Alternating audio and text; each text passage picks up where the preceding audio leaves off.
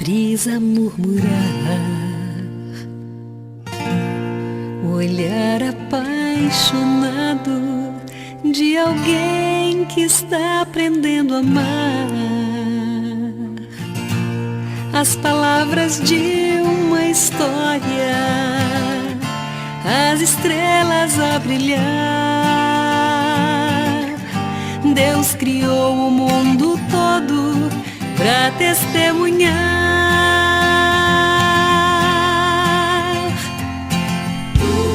pois enquanto eu viver, vou testemunhar do amor, que minha vida seja a prova da existência do Senhor. Cada passo que eu der seja oferta de louvor, pois enquanto eu viver, vou cantar do seu amor.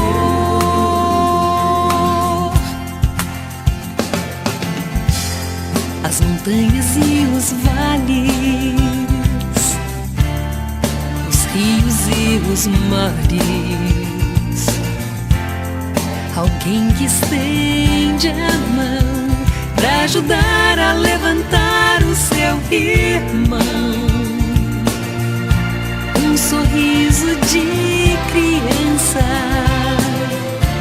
o perfume de uma flor,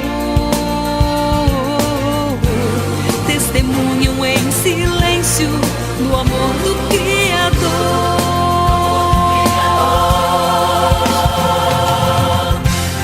Pois enquanto eu viver, vou testemunhar o amor, que minha vida seja a prova da existência do Senhor. Cada passo que eu der seja oferta de louvor, pois enquanto eu viver, vou cantar, vou falar do seu amor. Pois enquanto eu viver, vou testemunhar do amor, que minha vida seja a prova da existência do Senhor. Cada passo que eu der seja oferta de louvor, pois enquanto eu viver, vou cantar do seu amor. Pois enquanto eu viver, vou testemunhar do amor, que minha vida seja a prova da existência do Senhor. Cada passo que eu der seja oferta de louvor, pois enquanto eu viver, vou cantar do seu amor. Pois enquanto eu viver, vou testemunhar do amor, que minha vida seja a prova da existência do Senhor.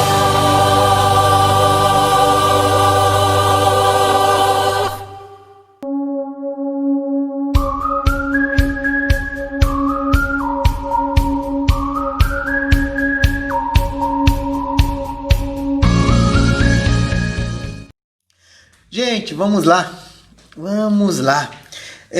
Nós temos... lembrando, tá bom? Lembrando, se você quiser esse material aqui também, mande um contato para mim por WhatsApp, e aí eu passo para você para estar fazendo os devocionais, tá bom? Então, mês de julho, estaremos fazendo os devocionais às quintas-feiras juntos. Domingo, 19 horas, tem o nosso culto. E esse mês é um mês todo especial. Ainda é o mês do aniversário da nossa igreja. Então vai ter participação especial. Vai ser um momento muito legal. 19 horas, tá bom? Eu te convido a estar lá cultuando a Deus conosco. Maravilha! Gente, no nosso devocional de hoje, é um devocional sobre família, tá? Um mês orando, jejuando pela família. E o título de hoje é Valores Desvalorizados. Isso vem muito a calhar. O devocional de hoje nos mostra como muitos valores estão desvalorizados nesse tempo que estamos vivendo. E eu gostaria de estar lendo um pouquinho do devocional com vocês. Um pouquinho, só para vocês entenderem, e depois vamos fazer a aplicação. Ele diz o seguinte: segundo o dicionário Aurélio, valores são normas, princípios ou padrões sociais aceitos ou mantidos por indivíduos, classes ou sociedades.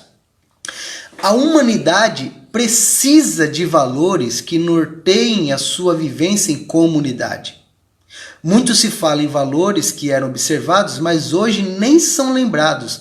graças à decadência moral da família. Preste atenção, graças à decadência moral das famílias. A ausência de valores provoca ruptura na família que dificilmente serão consertadas, tá? Pois aqueles que acompanham pai, mãe e filhos vêm adquirindo novos procedimentos que a têm distanciado dos padrões de Deus. Gente, vamos parar aqui.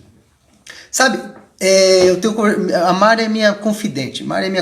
Aqui. Então, há situações que a gente conversa e que eu até falo para ela, amor, esse tipo de situação, humanamente falando, é impossível de ser resolvido. Algumas questões entre famílias, sabe? E mesmo que Deus haja, as consequências continuarão. Existem coisas, a gente tem que pôr uma coisa na cabeça, tá, pessoal? Quando nós quebramos padrões éticos e morais de Deus, as consequências das nossas vidas espirituais, elas vão permear, elas vão continuar. Entende? Consequências continuam. As consequências virão. E a família, a sociedade está do jeito que está por causa da decadência moral da família. O texto que eu gostaria que todos pudessem abrir é Deuteronômio capítulo 6, versículo 2. Sabe o que é interessante? Que Deuteronômio é um dos primeiros livros da Bíblia, significando que desde lá do início Deus sempre se preocupou com a família. Eu costumo dizer que não adianta a gente orar para que o Congresso Nacional seja mudado, sabe? Não adianta nós orarmos para que os deputados sejam homens honestos, se nós não formarmos pessoas honestas dentro de casa. Entende?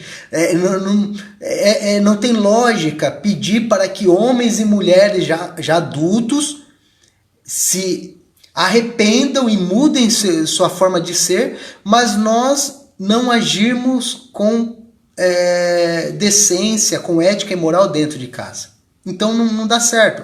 Olha só em Deuteronômio capítulo 6, versículo 2, diz assim: para que temas ao Senhor teu Deus, guardes todos os seus estatutos e mandamentos que eu te ordeno, tu, teu filho, o filho do teu filho, todos os dias da tua vida, e que teus dias sejam prolongados. Olha o que Deus diz: para que temas ao Senhor, temer é ter medo, tá, do Senhor, o teu Deus.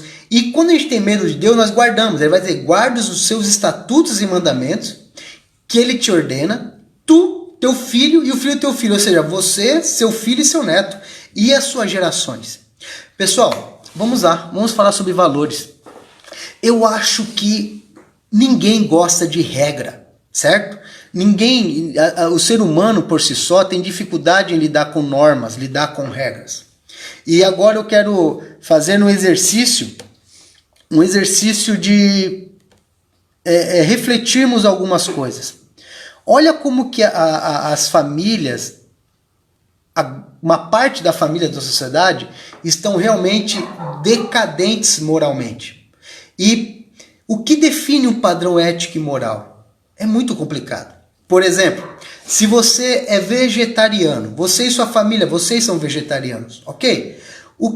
Por que vocês tornaram-se vegetariano? Olha, pastor, eu sou vegetariano porque eu acho que é errado matar um animal, é errado. Ótimo, isso faz parte de um padrão ético e moral que vocês definiram como família, como um pequeno grupo. E até aí, tranquilo, correto, perfeito.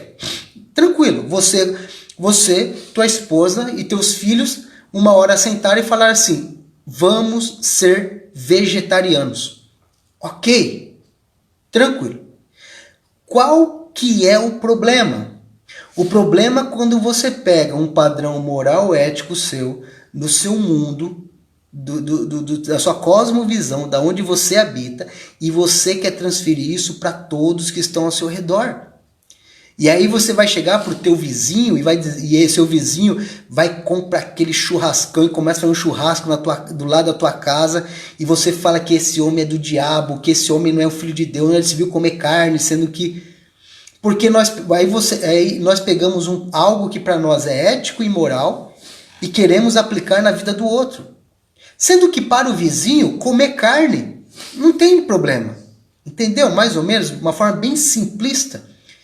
E aí eu vou te fazer uma pergunta. O que define o que é ético e é moral?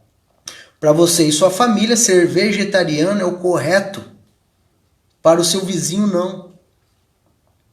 E aí vamos falar de uma forma maior, mais abrangente. A mulher brasileira. Não, você tem liberdade no Brasil, você pode usar a roupa que você quer, não existe lei que defina o que é ética e moral na questão de vestuário.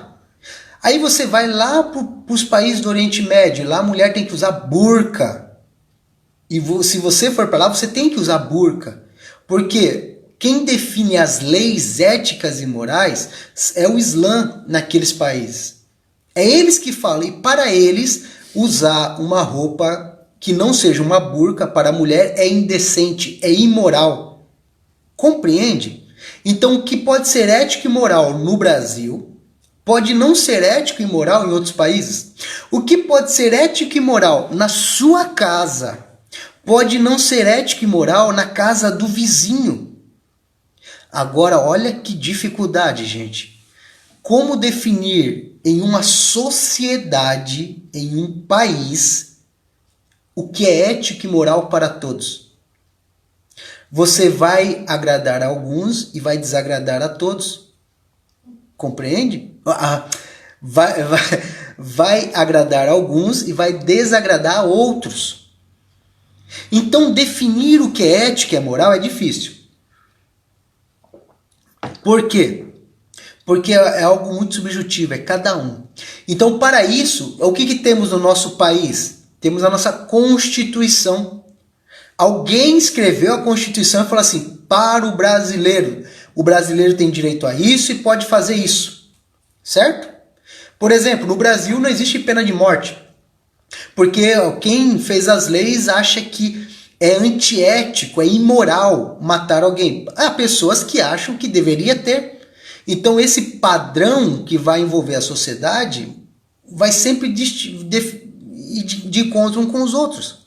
Há pessoas, por exemplo, aquelas pessoas que lutam pelo direito dos animais, que acham que os animais devem ter o direito como ser humano. E há pessoas que para eles, se o cachorro está na rua, vira sabão. Vira sabão. E pronto, meu Deus, não pode matar um animalzinho, ele é um ser vivo, ele é um bichinho de Deus, é um bichinho de Deus. Mas tem gente que é apenas um animal. Compreende, gente, como é complexo? Agora, eu fiz toda essa volta para mostrar para vocês como é difícil ter um padrão ético e moral que englobe a todos. E agora vou fazer outro exercício. Pense se todo mundo é muita coisa. Pensa se na sua cidade, aqui em Cajati, ou Peruíbe, ou Curitiba, ou Itariri, ou qualquer outra cidade que você esteja assistindo. Imagine se na tua cidade todas as pessoas vão viver de acordo com o que você acha que é certo e errado, tá bom? Você é o legislador do que é certo, do que é ético e moral na tua cidade. Tranquilo? Aí você vai falar assim, pastor, fechou, ótimo.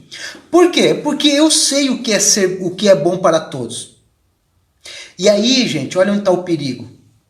De repente, isso pode cair em uma pessoa, presta atenção. Agora eu vou incomodar algumas pessoas. De repente, pode vir para mim. E aí o cara fala assim, Márcio, você vai definir o que é ético e o que é moral aí em Cajati. Maravilha. Vamos dizer que eu tenho uma moto.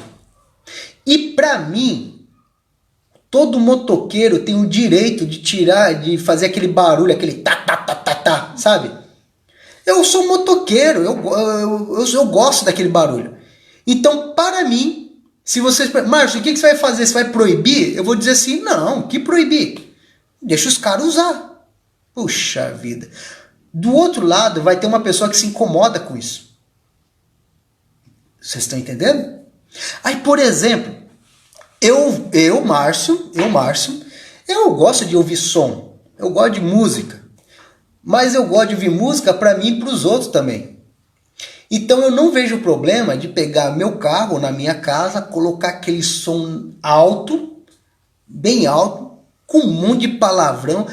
Engraçado, parece que quanto pior o gosto musical das pessoas, mais surdas elas são, né? Mais elas têm que ouvir a música alta.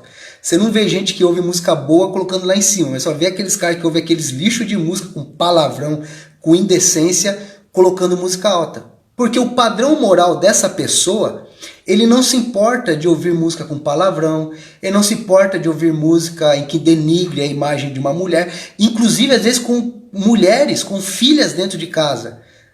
Entende? O cara tem mulher, tem filha e ouve música que fala só besteira, mas para ele não incomoda, e essa pessoa ouve a música lá nas alturas. Então para ele, eticamente, moralmente, esta música não tem problema algum. Vocês viram como é complicado? E aí me diga uma coisa, como que se resolve isso? Só se resolve de uma forma, colocando regras, colocando normas. E aí, quando se vê em regras e normas que norteiam uma sociedade, vamos agradar a alguns e vão desagradar a outros. Muitas pessoas reclamam, por exemplo, das multas de trânsito. Puxa, poderia não ter multa. Meus irmãos, você já parou para pensar se no Brasil não existisse multa? Eu não sou favorável porque o ideal era que não tivesse. Só que quando eu olho algumas pessoas dirigindo, eu fico pensando, e se não tivesse multa? Não, no Brasil existe multa. Desculpa, é o cachorro do vizinho tá latindo aqui, tá? Se no Brasil não tivesse multa para quem bebe e dirige, por exemplo, já parou para pensar? Se o governo falasse assim, pessoal, cada um vai dirigir de acordo com a sua vontade, tá bom? Fica a cargo do padrão de cada um. Então de repente, eu posso dirigir sabendo que se eu beber eu não posso dirigir. Mas talvez eu beba e fale assim, cara, eu bebo e eu consigo dirigir. Porque vai depender da minha decisão. E essa minha decisão, baseada naquilo que eu acho correto ou errado, pode colocar em risco a vida de outras pessoas. Aí vem as leis. As leis vão definir o que é bom e o que é ruim. Meus irmãos, Deus instituiu o que é certo e o que é errado para as famílias. Deus instituiu aquilo que é saudável para pais, mães e filhos. As famílias no mundo, muitas decaíram, muitas se distanciaram justamente porque abriram mão dos padrões morais e éticos de Deus. Entende? Por quê? Porque não tem como, da mesma maneira que não tem como uma lei agradar a todos, gente, Deus não está preocupado em nos agradar com as leis dele. Os mandamentos de Deus não fez o mandamento pensando assim, ah, tadinho do Márcio, o Márcio acho que não vai ficar muito feliz com esse mandamento. Então, não. As leis de Deus é que ele se preocupa conosco. Então, para evitar um problema maior na frente, ele fala, não faça isso, não faça isso. Siga meus estatutos. Entende? Bom, vamos dar alguns exemplos? Vamos pegar o Antigo Testamento, por exemplo. Quando você vê lá no Antigo Testamento, a Bíblia dizia assim, se você vê um animal impuro, se você vê um corpo de alguém que já morreu, não toque nesse corpo. Porque se você tocar nesse corpo, você vai estar impuro. Você vai estar imundo, vai estar em pecado. Aí você fala, poxa vida, Deus. Por quê, gente? Porque quando hoje ninguém em sã consciência vê um cachorro morto, um bicho morto, vai lá e pega nesse bicho e vai andando. Se você encosta num bicho morto, qual a primeira coisa que você faz? Lavar a mão com água e sabão, agora é álcool em gel, né? Álcool em gel, por quê? Para você desinfetar das bactérias que tem naquele corpo morto. Irmãos, há 2.500 anos atrás, ninguém tinha noção de higiene. Por isso que Deus falava, não encoste. Deus dizia para o povo, faça as necessidades, enterre. Lá em Levíticos está escrito isso. As leis e mandamentos que Deus dá é para nos preservar, não para nos agradar. Entende, gente? Vou dar um outro exemplo.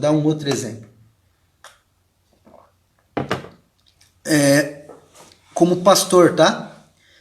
Palavra pastoral. Palavra de alguém que entende a responsabilidade de pastorear pessoas e não de agradar a pessoas. Tá bom, gente? Você cria uma criancinha, uma menininha, coisinha mais linda. Coloca nela roupinhas de mulher, veste ela com roupinhas indecentes, até mesmo para uma criança. A criancinha dança, rebola, requebra. Tranquilo. Por quê? Porque talvez para os pais e avós é um padrão ético e moral que não tem problema. Só que você está ensinando algo que vai dar problema lá na frente. Porque essa menina, quando tiver com 11, 12, 13 anos, vai estar com a sexualidade tão aflorada que já foi trabalhado desde pequena. Sabe aquele negócio de senta, senta, esfrega, esfrega, senta, senta, vai e vê dançando em roupinha curta, isso tudo. Cresce num ambiente que vai levar à promiscuidade. E logo na adolescência vai fervilhar dentro dela hormônios, coisas que depois vai levar, de repente, a uma maternidade precoce, tantas outras questões, assim como os meninos também, tá? Por que eu estou dizendo isso? Porque se nós ensinamos padrões éticos e morais que não condizem com a palavra de Deus, Deus não tem responsabilidade com as consequências disso. Entende, gente?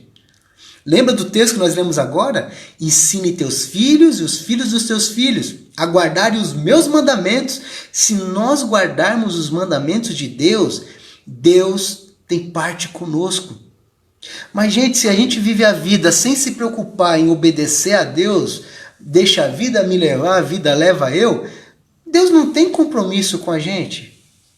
Compreende, meus irmãos? É simples, mas não é fácil. Por que não é fácil?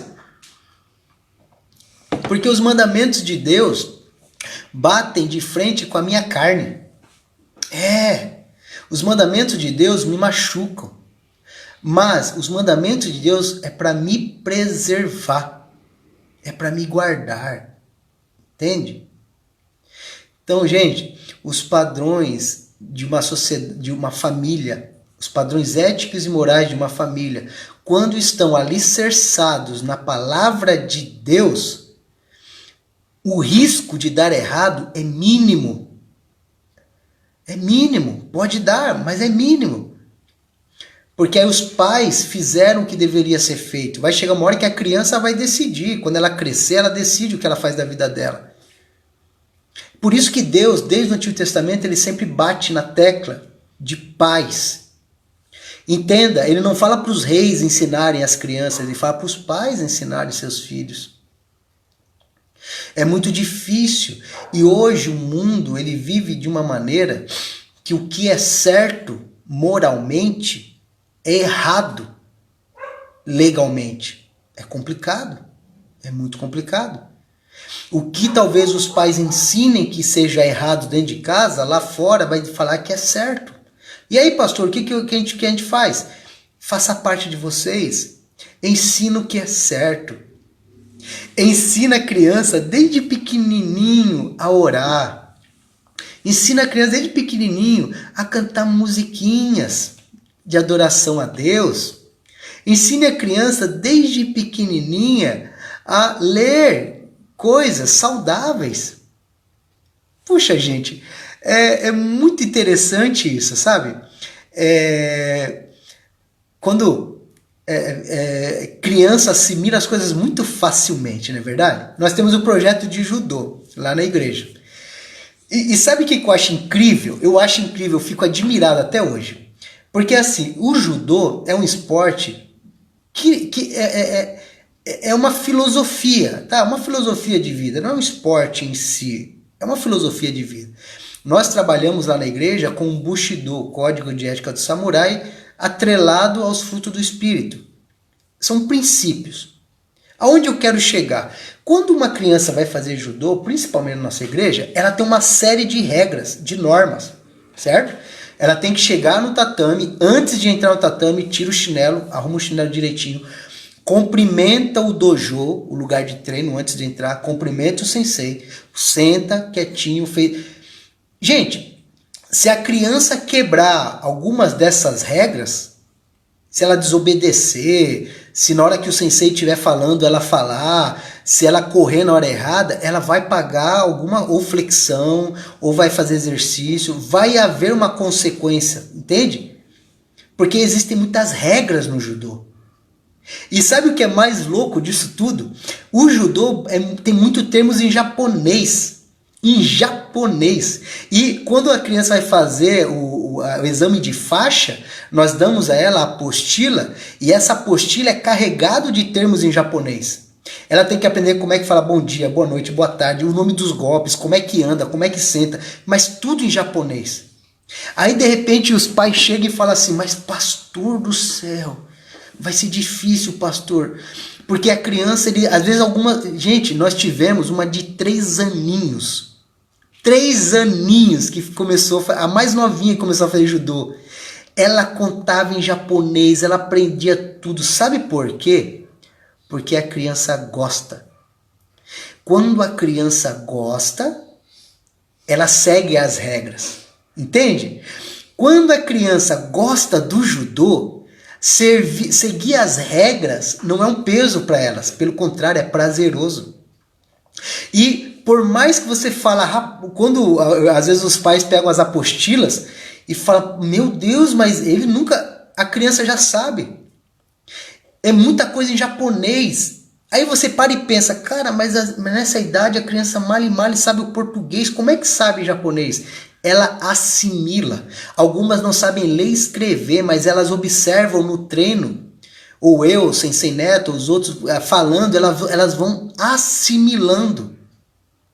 Então, meus irmãos, um ambiente tão fechado, tão disciplinador como o judô, que se você olhasse e falar assim, não, mas nenhuma criança vai querer uma coisa dessa. Mas é incrível que como as crianças amam, e como elas amam praticar o judô, elas aceitam a disciplina do judô, elas aprendem os termos do judô, porque elas gostam. Por que eu estou dizendo isso? Porque é assim com Deus. É assim com Deus. De repente alguém, quando não conhece a Cristo ainda, sabe qual a primeira coisa, uma das coisas que a turma sempre fala? Você já entregou tua vida a Cristo? A pessoa fala, pastor, é o seguinte, eu não estou preparado ainda para ir para a igreja. Nem fala para servir a Deus. Eu não estou preparado para ir para a igreja ainda. Por quê? Porque eu fumo ainda, porque eu bebo. Eu tenho que melhorar umas coisas. Então na cabeça da pessoa está correto. Ela entende que esse compromisso com Cristo envolve abrir mão de muitas coisas, porque seu padrão ético e moral vai mudar. Você tem que ser agora um novo esposo, você tem que ser um novo pai, uma nova mãe, uma nova esposa, um novo amigo, um novo funcionário. Você tem que mudar, cara. Você tem que mudar. Porque Deus tem normas. Deus não é avacalhado. Tá? Andar com Deus implica seguir normas, regras, padrões éticos e morais divinos. Amar o teu inimigo, honrar teu pai e tua mãe, amar a tua esposa ao ponto de dar a vida por ela, honrar o teu esposo, certo? Pagar suas dívidas, não dever para as pessoas, ser um bom patrão. Gente, tudo isso é bíblico, tudo isso faz parte do padrão ético e moral de Deus para uma sociedade. E aí quando uma pessoa olha assim e fala, vixe, pastor, eu não quero um negócio desse não. Tá bom. Aí você pega e fala, mas que graça tem ser crente? E é engraçado que a primeira coisinha na cabeça, pô, não pode isso, não pode comer, não pode beber, não pode dançar, não pode fumar, não pode tudo isso? Não, você pode tudo. Aí que está a beleza do cristianismo. Paulo fala, eu posso tudo, mas nem tudo me convém. Eu posso tudo, mas não vou deixar ser dominado por ninguém. Desculpa o latido dos cachorros aqui, tá, gente? Eu posso tudo. Deus, olha só, Deus não me proíbe. Deus não me proíbe. Deus fala assim, quer me seguir, Márcio? Quero, Senhor. Quer entregar a vida a mim, Márcio? Quero, Pai. Então, negue-se a si mesmo. Toma a tua cruz e me siga. E negar a mim mesmo implica em abrir mão da minha vontade e fazer a vontade de Deus. E, de fato, seguir a vontade de Deus, no início pega. No início você fala, rapaz, coisa difícil, tem que orar, tem que ler a Bíblia, tem que fazer, ir nos cultos. Pô, domingão, cara, domingão, agora assistiu o Fantástico. Ou, deixa eu contar uma história pra vocês. Olha só, gente. Eita, nós. Quando eu me batizei em 1995. Em 95, lá na Igreja Batista Bíblica de Itariri. E no meu batismo, no dia do meu batismo, foi o dia que o Santos estava na final do Campeonato Brasileiro, Santos e Botafogo. Eu nunca tinha visto o Santos ir para uma final de um campeonato daquele, gente. Eu cresci sem ver o Santos participar de final de campeonato. E no dia do meu batismo, o dia da final do jogo. E aí eu tava até pensando em não ir para o batismo. Eu tô abrindo o coração para vocês. Falei, vou assistir o jogo. Mas aí eu pensei o seguinte, olha só que... Gente, pensa o seguinte. Falei assim, eu vou me batizar primeiro, assim que o pastor me tirar, me troque, ó, eu desço lá pra rua, lá pro centro de Itariri para assistir a final do jogo. Pensei e comentei com alguns dos colegas que iriam se batizar. Isso caiu no ouvido do pastor. Ele me deixou para batizar por último. Ele me batizou por último. E eu fiquei lá atrás do batistério, eu via os fogos, eu não sabia quando não tinha celular, não tinha essas coisas. Não sabia o que estava acontecendo, ele me deixou por último. Ele me batizou, o culto acabou, eu desci, o Santos perdeu para o Botafogo. Sabe por que eu estou falando dessa história? Porque a minha vida com Cristo estava começando. E o meu amor por futebol era muito grande ainda, muito grande. E trocar uma final de campeonato para estar na igreja no dia do meu batismo, para mim, ainda era um grande peso. Vocês estão entendendo? O Márcio de 1995, se você falar assim, Márcio, você vai para o culto ou vai assistir a final do jogo? Mas eu não tinha dúvida de falar assim, vou assistir a final do jogo. Mas eu não estou dizendo que é certo ou errado, tá, pessoal? Isso foi em 1995, fui passando, tá? Aos poucos, no processo cristão, eu passei a amar cultos. Eu passei a amar estar com os irmãos na igreja. Eu passei a amar estar em comunidade. Eu passei a amar ficar com o pessoal da igreja. E de repente aquilo que era um peso no culto começou a ser prazeroso. E de repente, quantas e quantas vezes em Tariri o culto terminava, a gente ia pra pracinha, ficava conversando, eu ficava no fundo da igreja, tinha um salão, jogava ping-pong, fazia pipoca, conversar. De repente a vontade era de ficar só na igreja. Olha só, não havia mais um peso, mas aquilo que antes era um peso se transforma em amor. Compreende? A nossa vida cristã é assim. Esse relacionamento íntimo com Deus faz com que aquilo que antes era um peso se torne prazeroso. E aí as questões éticas e morais de Deus, que antes para nós era algo careta ou era algo inalcançável, se torna prazeroso para nós. Muda de dentro para fora. Então, por exemplo, para o cara, como eu falei o exemplo do futebol, por exemplo, ou um churrasco, ou algo que o cara fala, não, domingo para mim é dia de churrasco com meus amigos, não é dia de culto. Se o cara, de repente, continua convivendo, entrega a vida a Cristo, chega uma hora que aquele relacionamento que ele tinha com os amigos de farra, de repente perde o prazer e o prazer desse cara passa a ser ir para a igreja. As mulheres, de repente, mulheres que gostam de usar aquelas roupas mais provocantes, tudo. Ah, mas eu quero servir, eu quero me converter, mas eu quero usar essas roupas. Com o tempo, ela passa a entender que o prazeroso, a beleza, é ter uma conduta digna.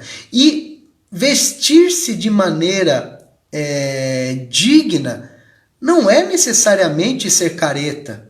Entende? Passa a ser prazeroso a mulher já usar uma roupa que não expõe tanto o corpo, que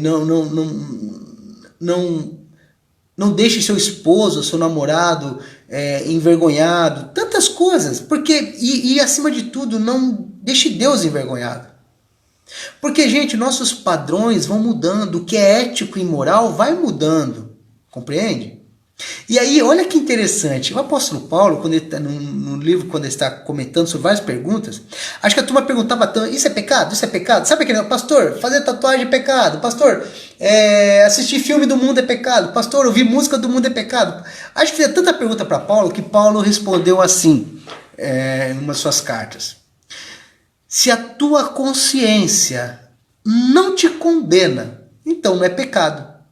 Bah, como diz o gaúcho. Como é que é, pastor? Exatamente. Se a tua consciência não te condena, então não é pecado. Basicamente, eu trago isso para o ministério. Com a nossa igreja da EBVM, eu deixo isso muito claro. Eu, Márcio, eu não sou quem vai nortear a vida ética e moral das ovelhas. Não sou eu que vou definir a roupa que ela vai usar, não vai ser eu que vou definir o que ela vai ouvir. Cada um tem que assumir as consequências e tomar suas decisões por si. E é isso que eu falo. Pastor, pode fazer isso? A tua consciência te condena? Não. Então, não é pecado. Aí você vai olhar para mim e falar assim, mas pastor, pera lá um pouquinho. Mas se para um cara fumar um baseado, se para ele fumar um baseado não é pecado, a consciência dele não condena, não é pecado, eu vou te responder assim, a consciência dele não condena? Não, então para ele não é pecado. Ele pode fumar? Claro que pode. Opa! Dinheiro é dele, a saúde é dele. Pastor, eu posso usar esta roupa, expor, tirar umas fotos provocantes? Eu posso? Pode, o corpo é teu, a vida é tua. Ué, a tua consciência te condena? Não, a minha consciência não me condena. Então, inclusive, há uns anos atrás, houveram até algumas famosas que chegaram até a posar nua em revistas e se diziam mulheres de Deus convertidas e que não tinha problema em posar nua. Houve até uma mulher uns anos atrás que houve uma polêmica, que ela era membro de uma igreja e ela desfilou na escola de samba como rainha de bateria, se eu não estou enganado, quase nua. E perguntaram, não é pecado. Isso, então assim, para ela não é pecado, entende? E aí como que nós sabemos disso? Deus é tão maravilhoso que aí Paulo vai dizer assim, vós tendes a mente de Cristo. Numa das cartas ele vai dizer isso. Então, meu irmão, minha irmã, a chave do que é ético e moral perante Deus, quem define é Deus. Certo? E aí, se você me perguntar, pastor, fumar maconha é pecado? Aí eu vou perguntar para você, o que você acha? Aí você vai me dizer assim, eu acho que não é pecado. Então eu vou te responder, então fume. Fume. Pô, esse pastor é legal, cara. Ele falou que fumar maconha não é pecado. Não. Eu não estou dizendo que fumar maconha não é pecado. Estou dizendo se para você não é, fume. Agora, se você tiver a mente de Cristo, com certeza você vai entender que é pecado. Sabe por quê? Porque quando nós temos a mente de Cristo, quando nós temos o Espírito Santo habitando em nós, toda a decisão da nossa vida vai passar pelo padrão ético e moral do Espírito Santo. E aí, nós vamos fazer o seguinte questionamento. Posso tudo, mas nem tudo me convém. Eu posso fumar maconha, mas será que me convém? Eu posso tudo, mas não me deixarei ser dominado por elas. Eu posso fumar maconha, mas será que isso já se tornou um vício na minha vida? Eu posso tudo, mas nem tudo me convém. Eu posso posar nua para uma revista adulta? Convém? Você pode. Será que convém? Será que vai se deixar ser dominado por esse sentimento? E aí, olha como que Deus é incrível. Ele pede que nós pensamos, reflitamos. Aí ele vai dizer o seguinte: se a sua atitude fizer tropeçar alguns dos pequeninos, algum daqueles que estão se achegando, alguma criança, algum novo convertido, é melhor que você amarre uma pedra no pescoço e se jogue no fundo do mar. Então quer dizer que toda decisão que eu tomar, baseado nos padrões éticos e morais de Deus, eu tenho que saber se primeiro convém, eu tenho que entender se eu não estou sendo dominado por isso, e eu tenho que ver se isso não vai causar escândalo. Só age assim quem tem a mente de Cristo. Agora, gente, vou te falar. A pessoa que não está preocupada se as decisões dela estão causando escândalo, se estão fazendo que outras pessoas tropecem, se está fazendo com que pessoas não sejam abençoadas, deve repensar. Entende? Os padrões éticos e morais de Cristo devem nortear as famílias, devem nos nortear. Se cada membro das famílias, cada um falar qual o padrão de um pai de família perante Deus, aí você vai lá para a Bíblia, vai lá para Efésios, ver o padrão do esposo aos olhos de Deus. Qual o padrão de uma mulher aos olhos de Deus, de uma esposa? Vai lá para Efésios também, tem tantos outros textos. Como que um filho deve se portar perante os padrões éticos e morais de Deus? Vai lá para a Bíblia. Gente, no início da nossa palavra de hoje, eu comecei falando que quando nós não agimos dentro do plano de Deus, Deus não tem compromisso ou responsabilidade alguma de resolver nossa vida. É pela misericórdia dele, tá? Por que eu digo isso? Porque, infelizmente, muitas famílias optam em serem totalmente isentas de responsabilidade uma com a outra. Os pais não assumem os papéis de pais com as crianças, de ensinar, de ser exemplo. E aí o que os pais fazem? Quem que eles vão usar de exemplo? Os outros. Olha, vê lá, ó o tio, olha o pastor, olha a tia da igreja, olha o tio não sei da onde. Ué, mas é tão triste quando uma criança tem que ter como um padrão ético e moral o outro, que não seja o pai, que não seja a mãe. Imagine se seu filho fosse trabalhar com você todos os dias. Se cada decisão que você tomasse no serviço, seu filho estivesse presente. Se cada conversa na roda dos amigos, o teu filho ou a tua filha estivesse junto com você. O que ela estaria aprendendo?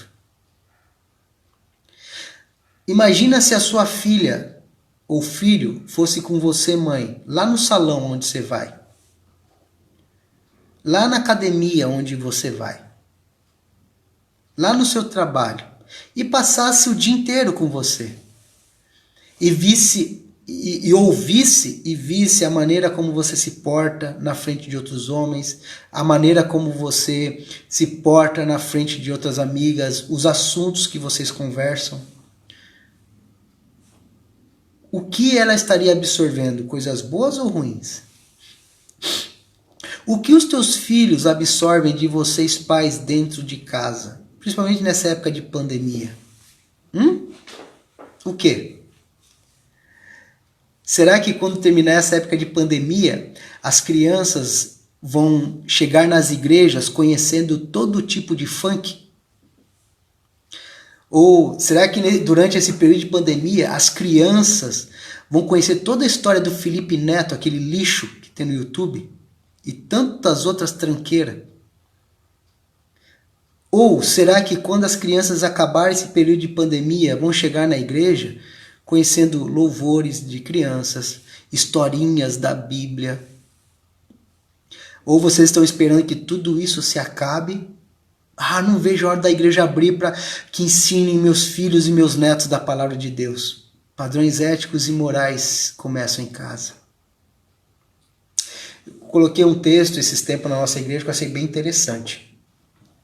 O autor do texto diz o seguinte: depois da quarentena vamos passar um período muito difícil. Um período em que as crianças irão perder o vínculo com a igreja. Tá? É um período em que as crianças vão ter que reaprender a estar num culto. Vão ter que reaprender a ir à igreja. Vão ter que reaprender a sentar, a ouvir. Certo? Nós temos ainda pela frente mais uns 6 meses, tá bom? Isso não vai acabar do dia para a noite. Vai se estender muito até os cultos poderem voltar.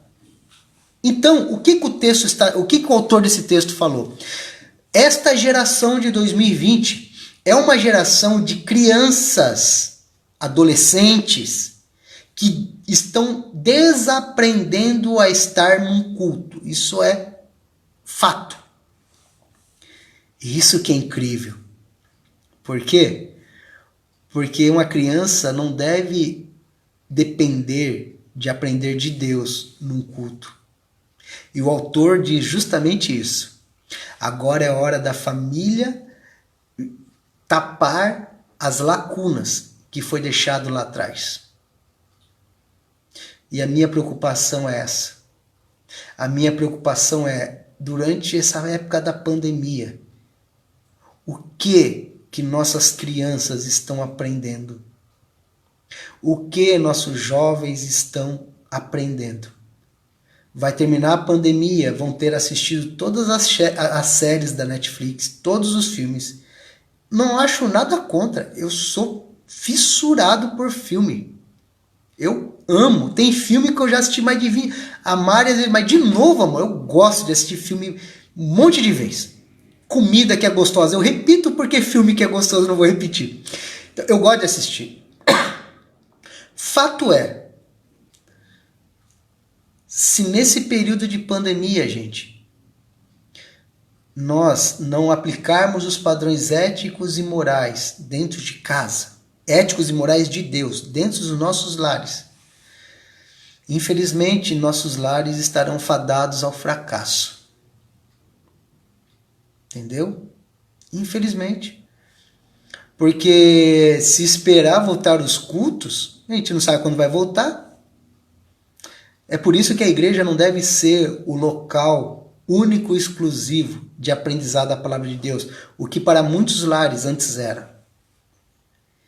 Então esta geração de 2020 que está desaprendendo a estar em igreja, ela deve estar aprendendo a estar junto de Deus e que nós possamos estar fazendo isso, gente. É uma oportunidade única que temos em família de estarmos juntos e ensinar aqueles que têm seus filhos, seus netos, a amarem a Deus de fato. Porque eu sei que há crianças que passam um dia, crianças da igreja, crianças com família de cristãos, família onde os pais são cristãos, que passam o dia ouvindo música, música lixo, ouvindo filme que é um lixo. Sabe qual o problema? Depois que essas crianças crescerem, depois que virem a dar problema, depois de não terem prazer em Deus, na leitura bíblica, não saber orar, não saber achar um livro da Bíblia, quem esses pais vão pedir para que resolva o problema? Vão correr para os pastores, para os padres. Vai lá conversar com meu filho, vai lá conversar. Não. Não vou conversar. É dentro de casa que ensina os padrões éticos e morais. E infelizmente isso tem se perdido há muito tempo. Olha, o texto de hoje é de Deuteronômio, gente. Deuteronômio. 3.500 anos atrás, mais ou menos. Há 3.500 anos atrás, Deus já falava. O amor a Deus, o aprendizado a Deus começa no lar. Mas pastor, naquela época não tinha nem igreja. É, exatamente. A igreja é consequência da família. Não a família é consequência da igreja. Primeiro vem a família, depois a igreja. Não se preocupe com a igreja. Se preocupe com a tua família. Se cada um se preocupar com a tua família ser saudável, a igreja será saudável. O tema de hoje, da nossa campanha, do 9º dia de campanha, deixa eu abrir aqui, valores desvalorizados. E eu queria terminar clamando a Deus para que possamos não perder os valores de Deus para nós, gente. Lembre-se, os valores éticos e morais de Deus para nós é sempre buscando o melhor para nós, tá? Se você entregou tua vida a Cristo, deixa de viver uma vida que agrade ao teu coração e busca viver uma vida que agrade o coração de Deus. Se você já entregou tua vida a Cristo, deixa de seguir os padrões éticos e morais da sua vida e busque seguir os padrões éticos e morais de Deus. A Bíblia diz: sede santo porque eu, o Senhor, sou santo. E a palavra de Deus também nos diz que sem santidade ninguém verá a Deus. Portanto, meu irmão, sem a pessoa buscar uma vida de santidade, essa pessoa não vai ver Deus, não estará chegando ao céu. O caminho para o céu é um caminho difícil. A porta para o céu é estreita, baixa e difícil. A porta larga leva ao inferno. Sabe o que leva ao inferno? A Bíblia diz que é o coração do homem que é enganoso. Então, se os padrões éticos e morais que eu sigo são os meus, vai me levar ao inferno. Porque eu sou um pecador. O que eu acho certo e errado, às vezes não condiz o que Deus acha diz que é certo e errado. Mas quando eu deixo o Espírito Santo agir em minha vida e busco obedecê-lo, os padrões éticos e morais de Deus me levarão à vida eterna. Mesmo que eu não me agrade, mesmo que eu leve algumas multas de Deus no meio do caminho. Mas o caminho é estreito, a porta é apertada. Mas o final vale a pena. Amém? Aplique isso em tua família. Aplique os padrões éticos e morais. Não deixe que os valores de Deus sejam desvalorizados em tua vida. Busque viver plenamente o valor ético e moral de Deus na tua vida. Mas aonde eu encontro isso, pastor? A nossa Constituição dos céus está na Bíblia. Siga a Bíblia. Está ali tudo o que Deus tem para nós. Seguindo a Bíblia, tua mente se abrirá. Teu coração se encherá da presença de Deus.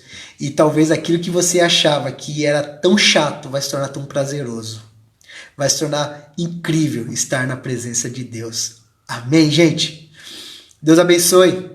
Deus abençoe muito. Tenha uma noite abençoada. Espero vocês domingo, 19 horas. Domingo às 19 horas para estarmos juntos adorando a Deus. Não vejo a hora de terminar tudo isso, a gente poder estar junto, nos abraçando, nos beijando. Enquanto não chega esse momento, vamos estar seguindo firmes aqui, tá bom? Aqueles que quiserem o devocional pelo WhatsApp, entre em contato comigo, estarei enviando para vocês. Gente, Um beijão. Deus abençoe muito vocês.